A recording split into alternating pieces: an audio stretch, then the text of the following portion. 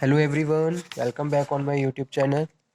Industrial dispute act के बाद industrial law में जो हम नया एक्ट स्टार्ट करेंगे वो है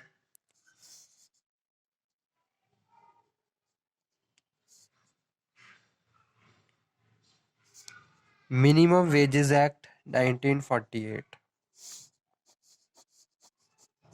ठीक है, तो आज के लेक्चर में हम लोग डिस्कशन करेंगे एक न्यू टॉपिक पे जो है मिनिमम वेजेस एक्ट से related. So first of all, we will understand what is the introduction and what are the main objective of is this act। क्यों इस एक्ट को बनाया गया, क्यों इस एक्ट में certain provisions impose किए गए, क्या कारण था इस एक्ट को कंस्टिट्यूट करने का। ठीक है, तो सबसे पहले हम ये समझेंगे about the history of this act. So let's start introduction.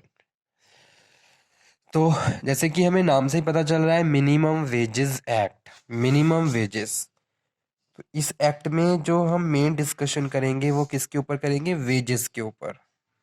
और वेजेस को मैंने ऑलरेडी पहले ही कई बार डिफाइन कर दिया है, वेजेस का क्या मतलब होता है। तो एक बार आप उसको रिकॉल कर लीजिए, अगर नहीं समझ में आए तो आप दोबारा से समझ सकते हैं। ठीक है, so let's cover the minimum wages is the combination of two different terms, minimum और वेजेस। दो अलग अलग टर्म है, एक तो मिनिमम है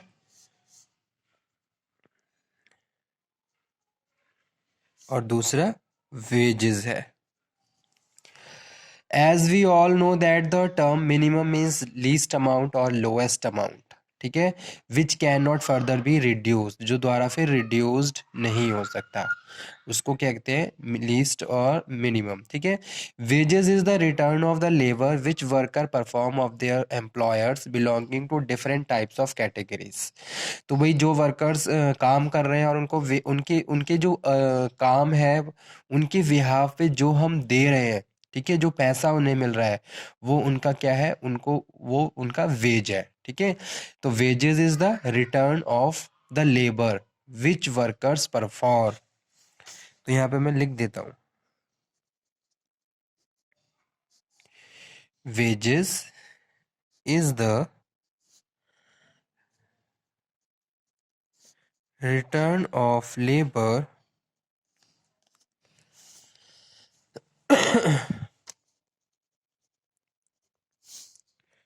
which workers perform for their employer। जो वर्कर्स अपने एम्प्लॉयर के लिए परफॉर्म कर रहे हैं उसके बदले में जो उनको रिटर्न मिल रहे हैं, ठीक है, उनको हम वेजेस कहते हैं।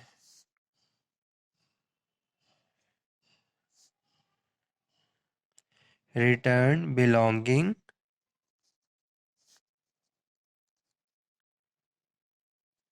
To different types and categories। So combining the same, we can say that minimum wages refers to the least amount of wages which is required to be paid to worker। Least amount of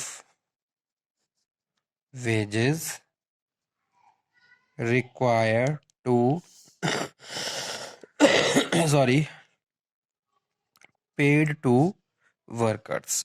तो start करते हैं इस act की थोड़ी history के बारे में। भाई ये एक्ट इसलिए बनाया गया कि वर्कर्स को उनके जो परफॉर्मेंस है, जो उनकी जो एफर्ट्स हैं जो वो लगा रहे हैं अपने एम्प्लॉयर्स के लिए, उसके बदले में उनको मिनिमम अमाउंट देना जरूरी है। एक एक मिनिमम फिक्स अमाउंट जो गवर्नमेंट ने फिक्स कर दिया है वो अमाउंट उन्हें दिया जाना जरूरी है।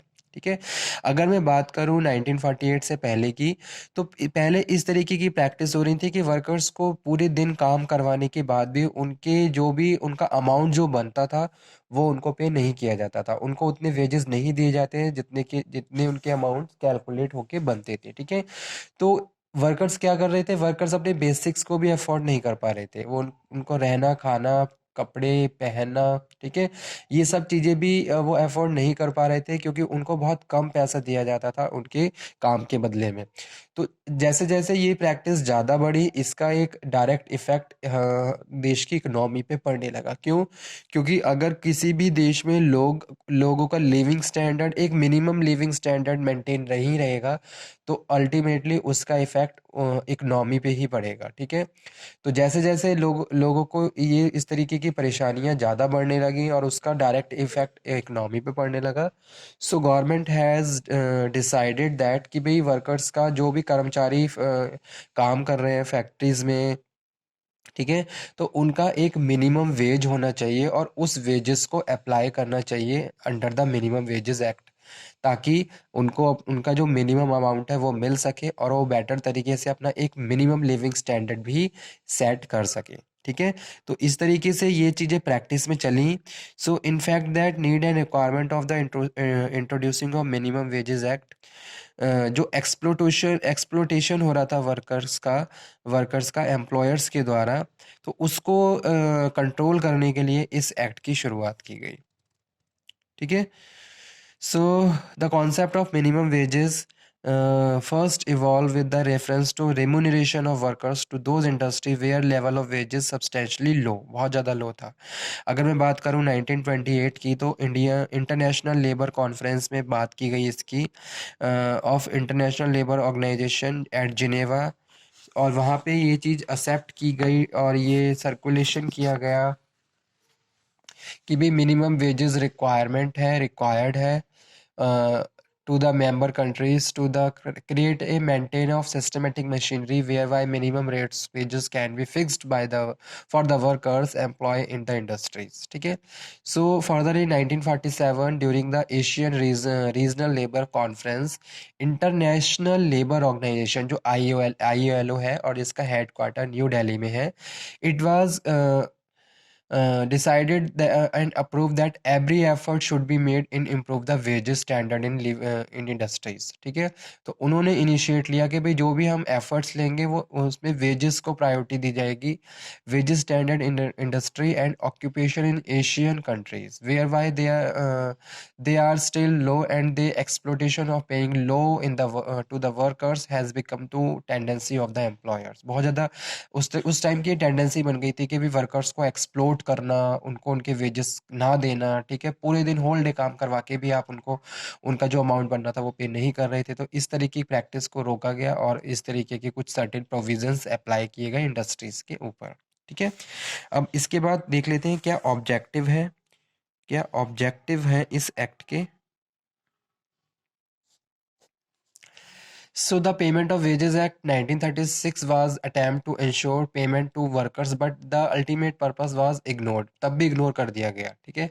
So the employer were enforced to make the payment to worker, but the amount which was to be paid was under their jurisdiction and there were disparities about the payment of wages. तब भी payment जो wages है वो equally decide नहीं किए जा सके, ठीक है। तो वही रिजल्ट रहा, एक्सप्लोटेशन रहा वर्कर्स के साथ।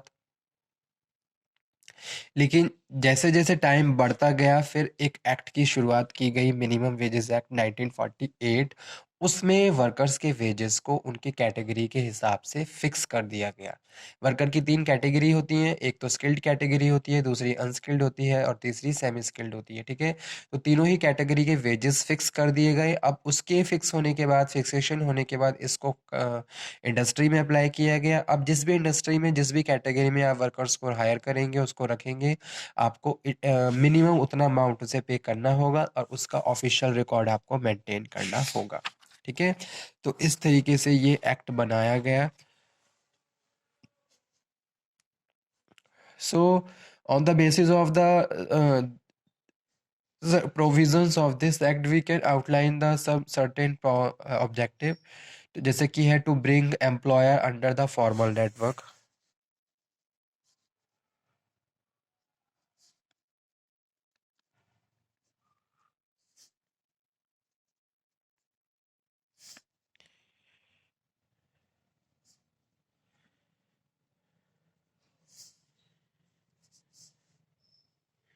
सेकंड वन है to protect the worker from the exploitation of employer.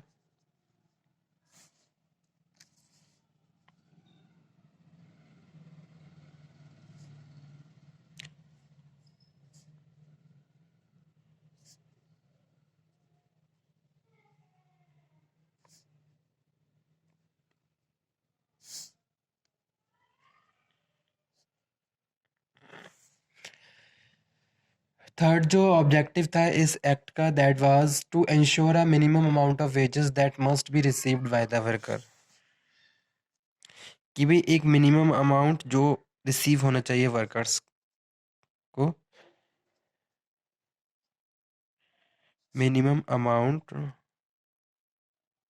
Received by worker, जैसा कि अभी मैंने बताया था कि भी वेजेस को फिक्स कर दिया गया कैटेगरी के हिसाब से, और उतना वेज तो उसे देना ही देना है, ठीक है, in an each and every condition.